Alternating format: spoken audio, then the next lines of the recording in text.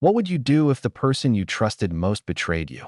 Margaret Wilson, a 72-year-old mother from Chicago, thought she was making the kindest decision of her life by transferring her apartment to her son, Michael.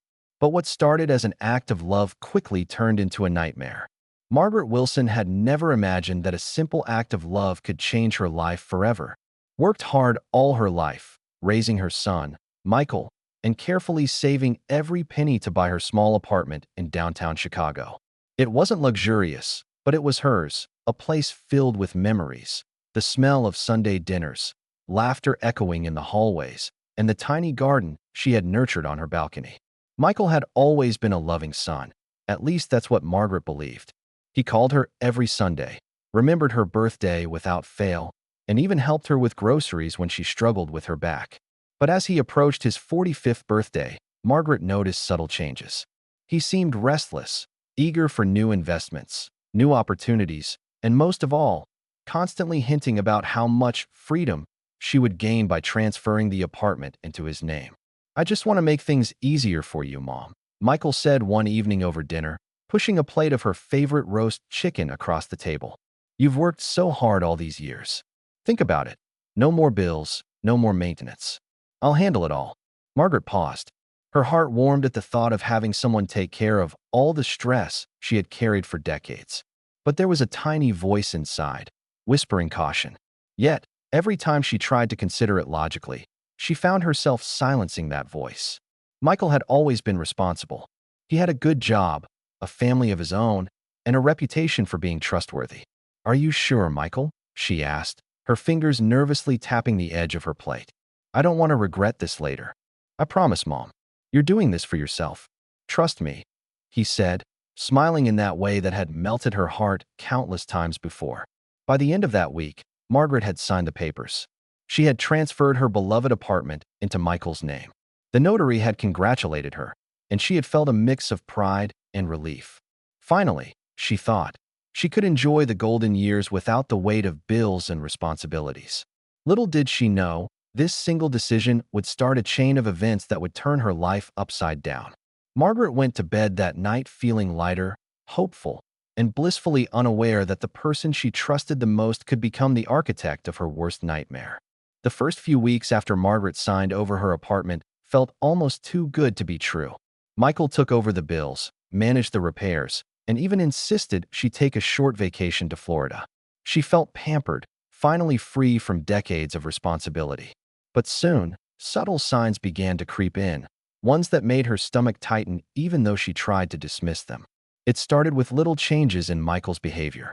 Phone calls she used to look forward to became curt, rushed, almost defensive. When she asked about something minor, like a broken light in the kitchen or a small leak in the bathroom, he'd brush it off. "Don't worry about it, Mom. I'll handle it," he said, avoiding her eyes. But Margaret had raised him to be honest. The avoidance didn't sit right with her. Then came the unexpected visitors. Michael began inviting people she didn't know into the apartment. Contractors, business associates, young couples who seemed to treat her home like a playground. Margaret tried to speak up, gently, politely, but Michael always had an excuse. "It's just for a few hours, Mom. Trust me, everything's fine." The unease that had been whispering in her chest started to grow into a quiet hum of anxiety. One evening, Margaret decided to check the mail herself.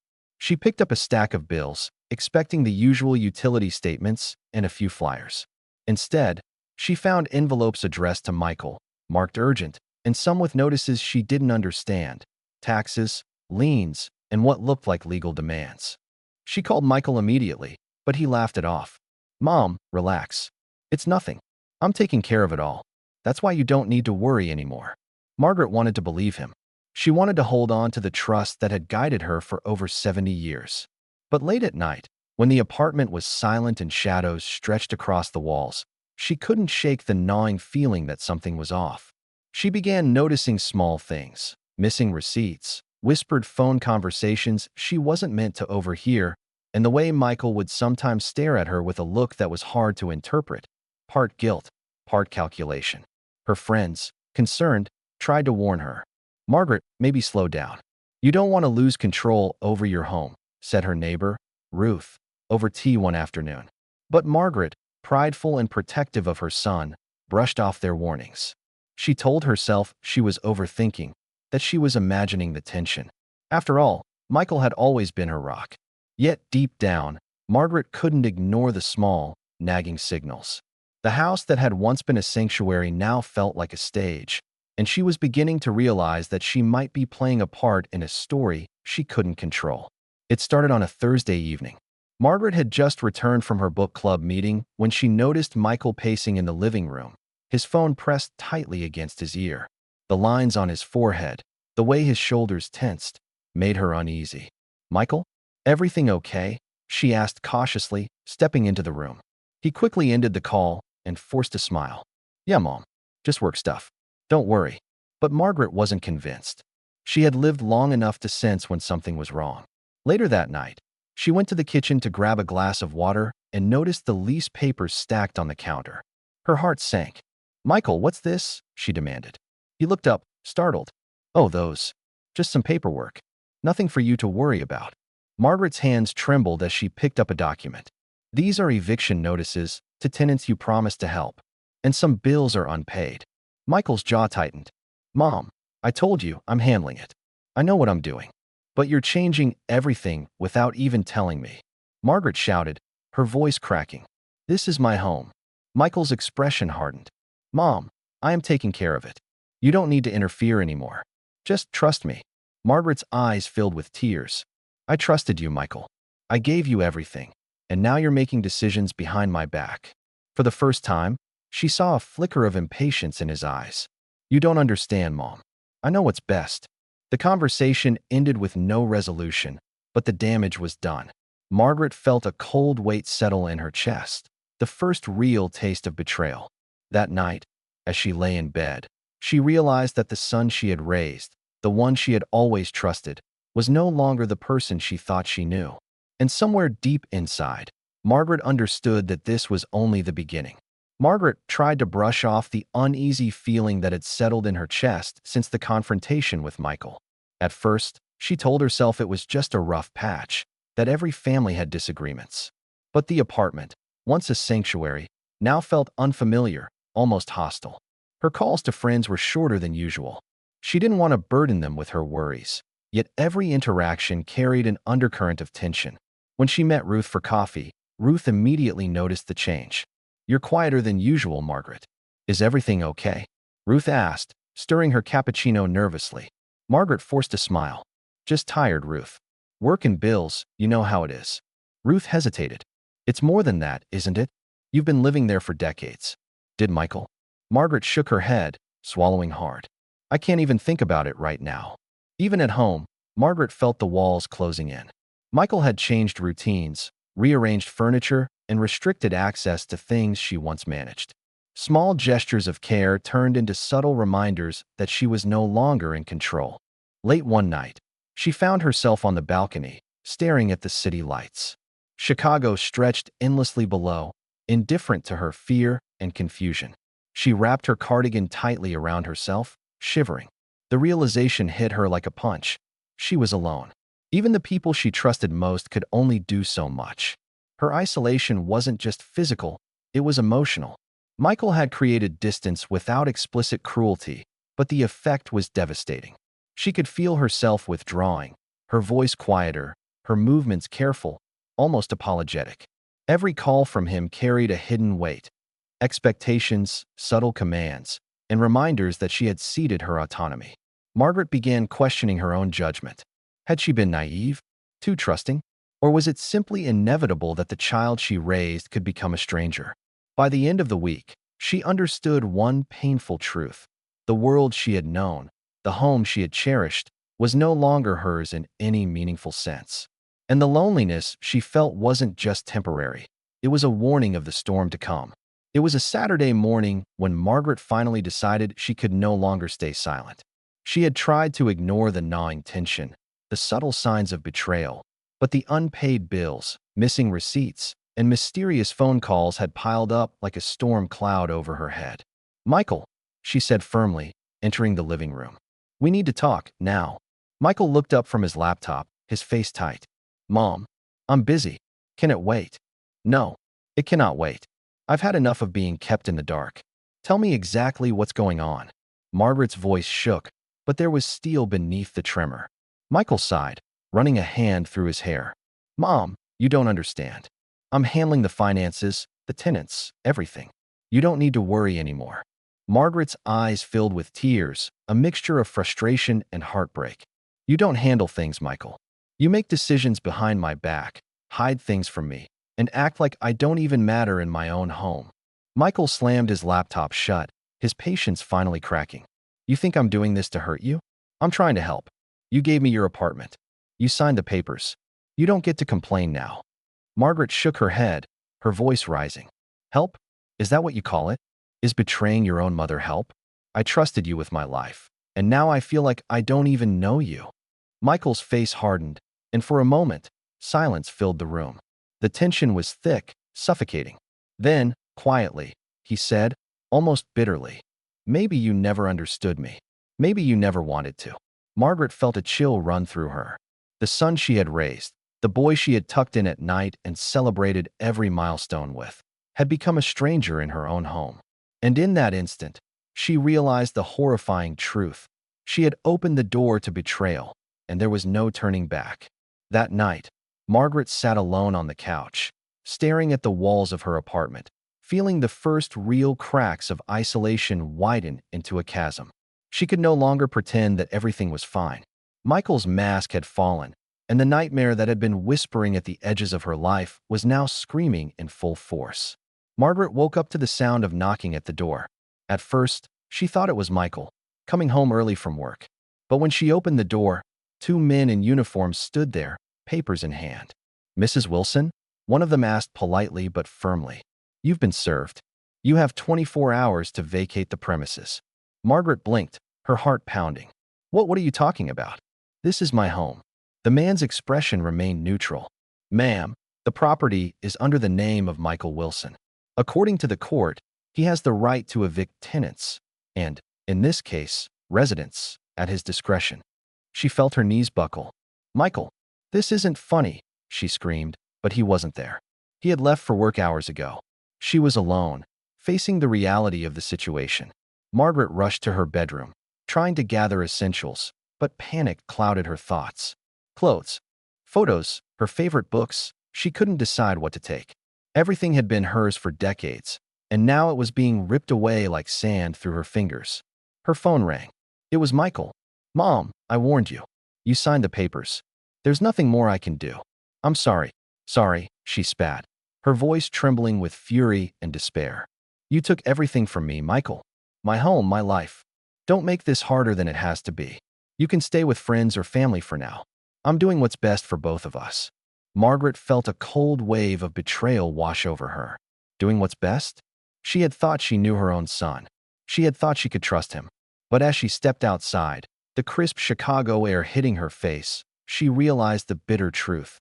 She was alone, and she had nowhere to go. Neighbors stared silently as she wheeled her suitcase down the stairs. Some looked sympathetic, some indifferent. She had been invisible in her own home for years, but now the world outside seemed to magnify her vulnerability. Sitting on a bench a few blocks away, Margaret hugged her knees and watched the city bustle around her. She had survived decades of struggle, raised a son, and nurtured a home. Yet here she was, 72 years old, on the street, questioning every decision that had brought her to this point. And for the first time, she understood that trust, once broken, could be more devastating than any loss of material things. Margaret spent the next few days in a small shelter, trying to come to terms with her new reality. Her pride had been shattered, her sense of security stripped away. But even amid the chaos, she refused to let despair completely consume her. One afternoon, as she sorted through her minimal belongings, a familiar envelope fell out from a hidden drawer in her suitcase. It was thick, yellowed, and addressed in Michael's handwriting, though she didn't remember receiving it before. Her hands trembled as she opened it. Inside were old letters, bank statements, and photographs, things that seemed unrelated at first.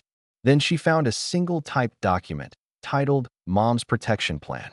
Confused, Margaret read carefully. Her eyes widened as she realized what it was: a set of legal papers showing that her transfer of the apartment had not been fully finalized.